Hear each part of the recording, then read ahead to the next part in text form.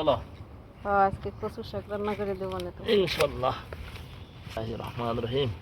কচু শাক রান্না করে চিংড়ি মাছ দেওয়া মজাই লাগে। এই যে আছে কতগুলা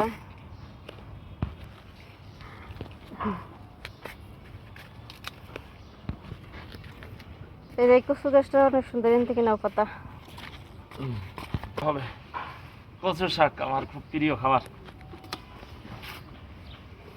বাগান থেকে কচু শাকগুলি তুললাম।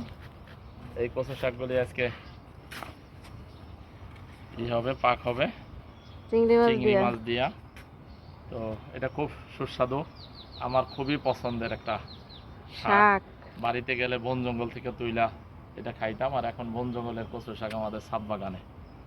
যেটা কয় যে রোদ লাগে তো বেশি, একটু গলা ধরে না, প্লাস এটার মধ্যে প্রচুর পরিমাণে ভিটামিন এ আছে, যেটা চোখের জন্য খুবই উপকারী।